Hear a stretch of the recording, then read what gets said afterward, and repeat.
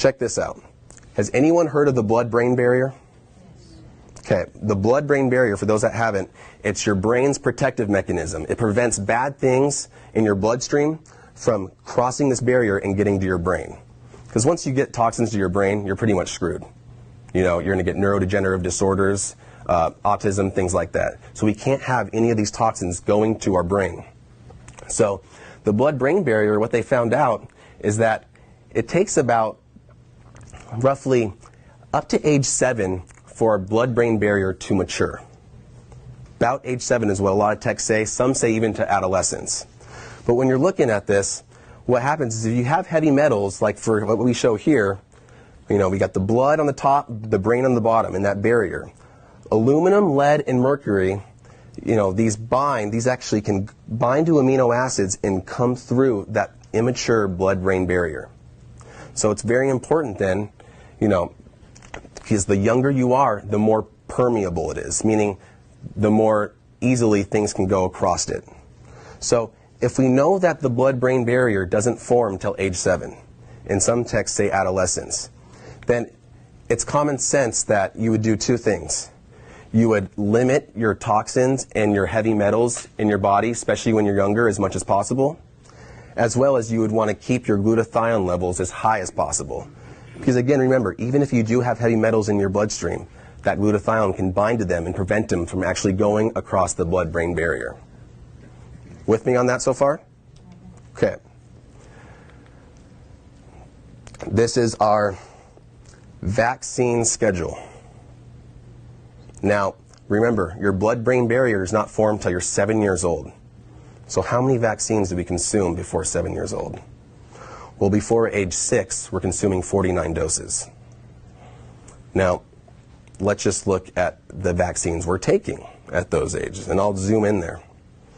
At 2 months, we're taking the DPT shot. DPT is diphtheria, tetanus, and pertussis.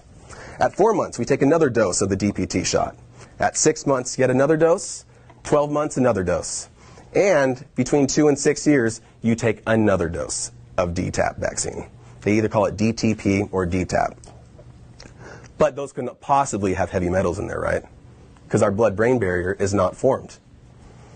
Well, if you actually just go to the Center of Disease Control very own website, you will find exactly what's in this vaccine.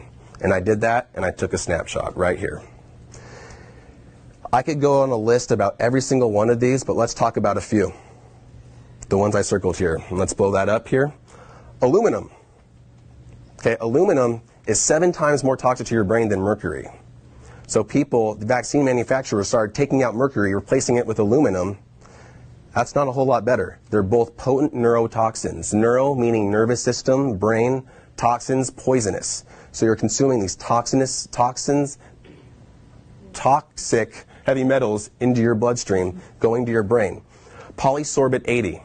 Polysorbate 80 makes your brain barrier yet more permeable. Formaldehyde. That's one of the most toxic substances ever. That's why aspartame is getting such a bad rap, which it should be, from diet sodas and stuff, because it converts to formaldehyde in your body and it can cross the blood-brain barrier. MRC5. Has anyone ever heard of that? This is on the CDC website. So what do? I look up MRC5, and I can't make this up.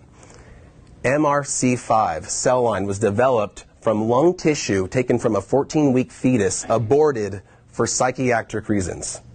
So before we're age 7, we're consuming 5 doses of aborted human fetal cells. Freaking pisses me off, okay? Right. All right. So before we're age 7, we're taking 5 doses of this toxic heavy metal human fetal cell crap under our immature blood-brain barrier. Now, here's the kicker. What do doctors give little kids before they give them vaccines? Candy. They give them freaking Tylenol. Tylenol reduces your glutathione levels in your body. So, but you know why they do it? Because you might get a fever, you know, from the vaccines. You might feel a little sick. So we're just going to give you a little Tylenol before we do that so you can feel better. It's a freaking joke. And this is evidence-based. This is a freaking joke. And you wonder why we're so sick. This is crazy. And all autistic kids had low levels of glutathione. So if we know that, how in God's green earth can they give Tylenol before they give vaccines that actually deplete your glutathione levels, your only defense mechanism against these toxic heavy metals from reaching your brain? I mean, you can't make this stuff up. And so we look at this. The blue line's autism. The red line is vaccines. You increase the vaccines, you see a pretty high correlation with increased cases of autism. Now, side effects. Everyone knows what a side effect is, right? You know, they're known adverse reactions that can happen from a therapy. For example, a blood pressure lowering drug can cause dizziness, can cause headaches from less oxygen going to the brain. Just a known side effect. A side effect of statins is muscle pain, just a known side effect. Did you know that vaccines actually have a package insert with side effects on there? Did anyone know that? Has anyone ever read that? No, because the doctors just give it. Well, here it is. Yeah, here it is. CDC website, cdc.gov. So we look at this, and this is from the DTaP vaccine as well. Let me blow it up. Anaphylactic reaction, autism and SIDS. This is directly from their research.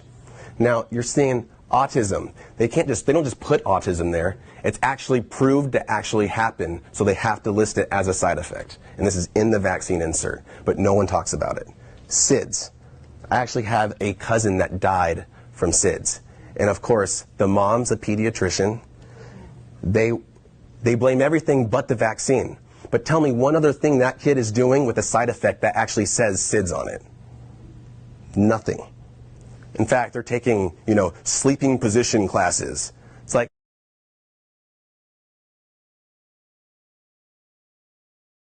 dude, do you think the babies in the hunter-gatherer population had to take sleeping position classes? I mean, it's a freaking joke. You can't sleep on your stomach? I mean, come on now. This is crazy.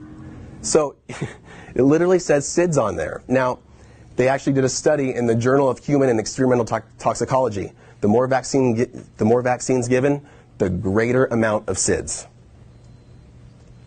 It's crazy. You know what SIDS is? Sudden infant death syndrome.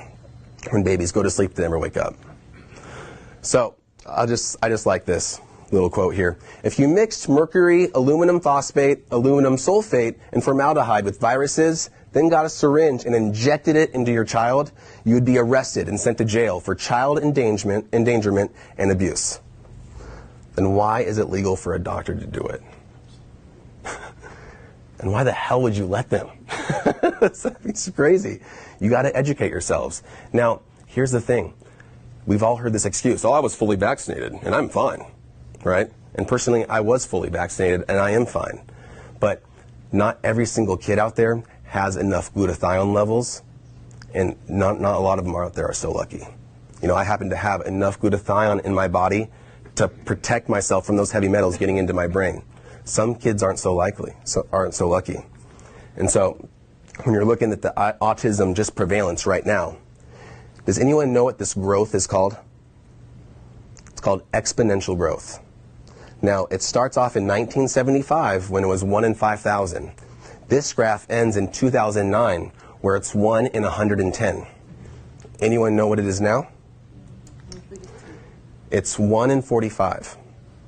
So just in a 6-year period, it went from 1 in 110 to 1 in 45. If this projection stays true, and there's honestly no reason why this wouldn't, because we're still consuming copious amounts of vaccines. In fact, now they're being pushed on us mandatory to get in schools, and we're consuming tons of GMOs, glyphosate. There's no reason why this trend's not going to continue. But if it does, 1 out of every 2 children is going to have autism by 2025. I mean, in 2009, they thought it couldn't possibly get any worse. But now it's 1 in 45 instead of 1 in 110. Has anyone seen a child with autism? It is absolutely devastating. But it's not just vaccines, because it definitely is one of the huge contributors. But you also got to look at glyphosate and GMOs. This shows the prevalence of autism here, and that red line is the amount of glyphosate added to our food. So you see a pretty strong correlation there as well.